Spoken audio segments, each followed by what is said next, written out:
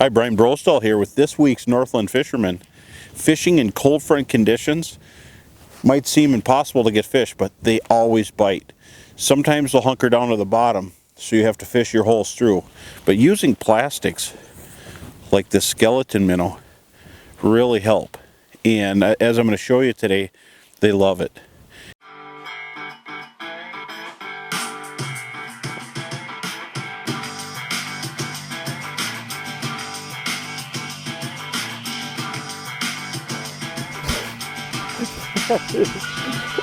Awesome. I don't care how old you are. I don't.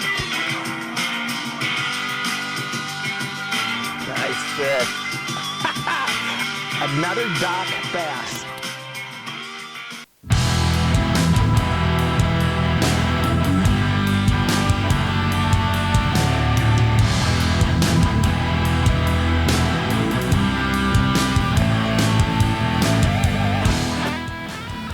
Oh, here comes a fish. Oh, I got your attention, didn't I? Well, all you got to do is take the candy away from the fish, and it makes them mad.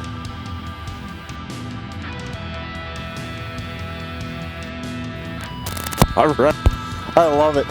This is like ice fishing. There underneath you, put on a skeleton minnow. Whoa, this one put the brakes on for a second there.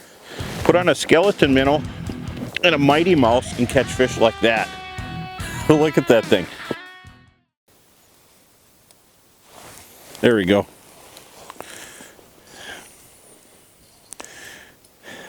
Just love this early winter stuff. That looks like a big perch. Just kind of lumbering straight down.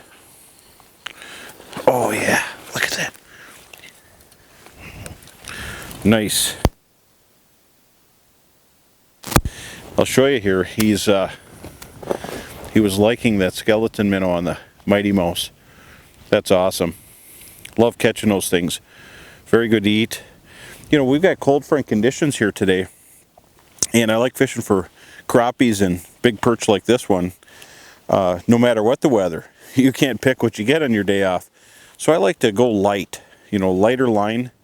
I use plastics. You know, you'll notice today I'm not using live bait. I'm using the skeleton minnow, and the skeleton minnow is a cool shape. It's a ringworm head with a bloodworm tail, and it's going to bring in fish. Now put it on a mighty mouse. It's mighty cool. Check it out.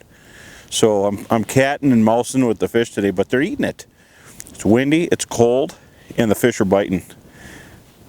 What else can you get?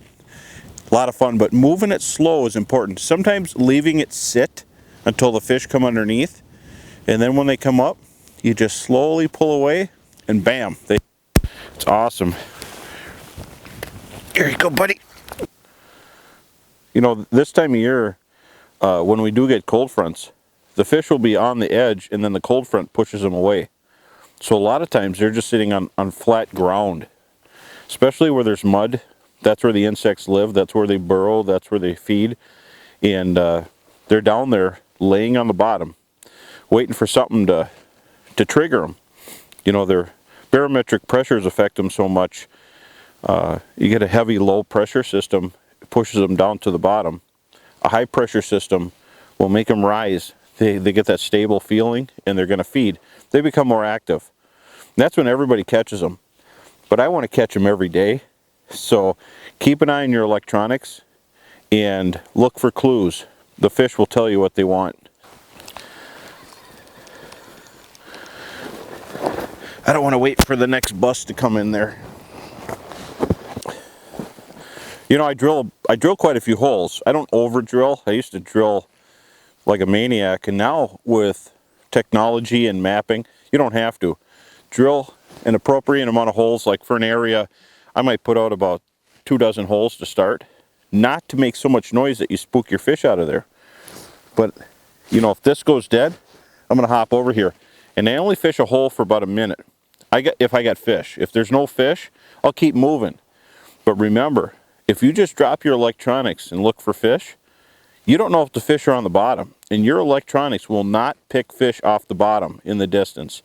Sometimes you have to fish a hole to bring them up, mark them, and it depends. In the cold front conditions we're in today, you have to jig to see the fish because they're flat belly to the bottom, and we're trying to pull them off, and that's how you find them. So right now I got fish in this hole.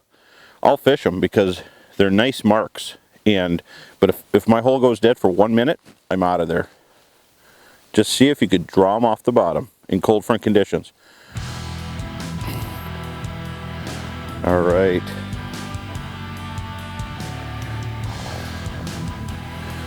Just little light movements also. You just want that little tail just to move around softly. Just a little flicker here and there. And you can see the bite is real light. Now that's not a small crappie. This is great. I love it. Ooh. I like it at the bottom of the hole.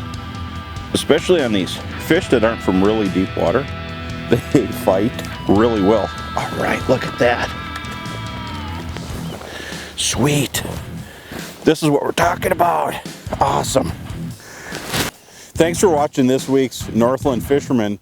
You know, catching big slabs like this, as I showed you today, is a matter of using impulse plastics like the skeleton minnow and moving your bait slow, sometimes not moving it at all because a lot of insects in the mud don't move. To find the tackle we used on the show today, go to your local retailer or go to northlandtackle.com to check it out.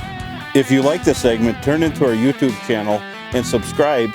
And if you like it, tune in. There's a lot more segments to be coming the rest of this year, but this is awesome. You don't need too many of these to make a meal. 4 of these are good enough. Big slab crappies, cold front conditions. Okay, here comes one. All right, you got to play cat and mouse with the mighty mouse. Cat and mouse. Come on, cat.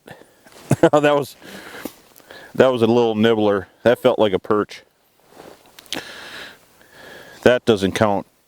That's not the big cat we were after. That was a mouse chasing a mouse.